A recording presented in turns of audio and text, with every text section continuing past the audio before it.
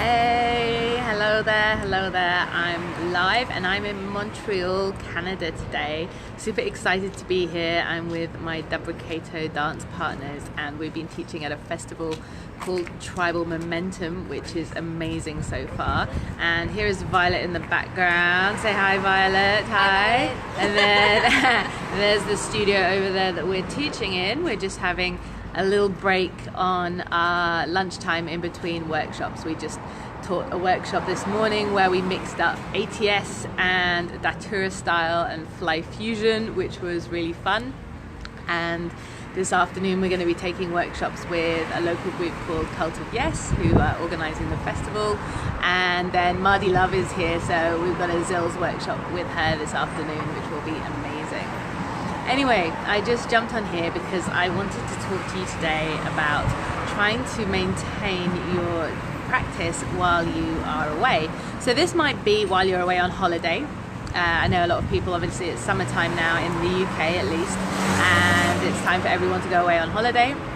And also there's a lot of dance festivals going on. I'm trying to remember off the top of my head, is it Gothla this weekend or next weekend perhaps? Anyway, so you might have a practice that you want to keep going over the weekend while you're at a dance festival, for example. So I just thought I would jump on and give you a few tips to think about to help you keep things going so it doesn't fall by the wayside and then you get back from your trip and you have to start all over again and it's really painful.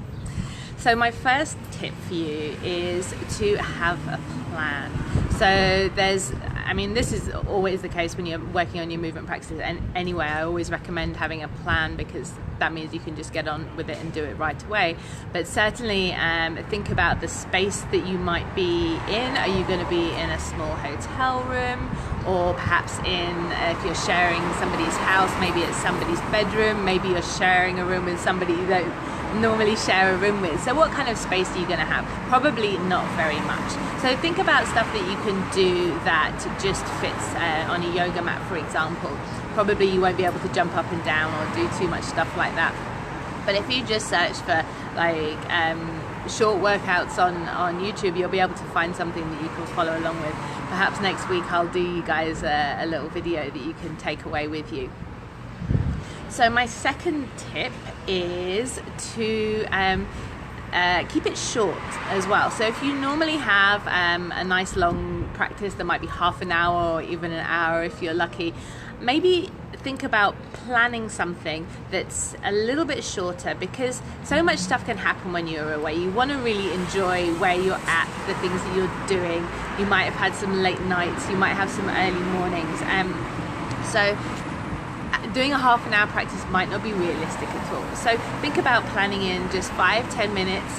Might not get an awful lot done, but just because you've kept the habit up, because you've kept moving, you've done something every day, it keeps to reinforce that habit and keeps you feeling like you're the sort of person that has a movement practice every day, even if it's just a little bit while you're away.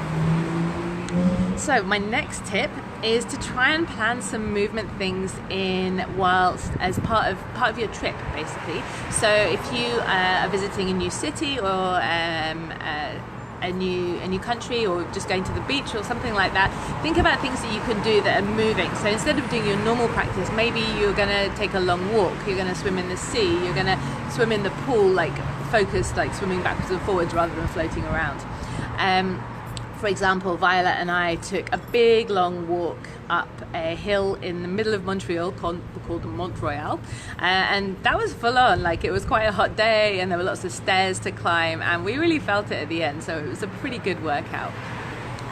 If you are going away on a dance weekend, obviously you're actually going to be dancing anyway, so bear that in mind. Maybe you don't want to do a long practice in your hotel room before you then going and dancing all day. Make sure you manage your energy, but perhaps your movement practice might be a nice extra bit of stretching after you've finished your dance classes for the day. And my final tip is just go easy on yourself. And we all have good intentions of keeping things going while we're away, and so much stuff can happen. Things can happen last minute. We want to be able to do things spur of the moment. If people invite us to go somewhere, we want to be able to go and not staying in our hotel room going, oh, actually I've got to do my yoga first.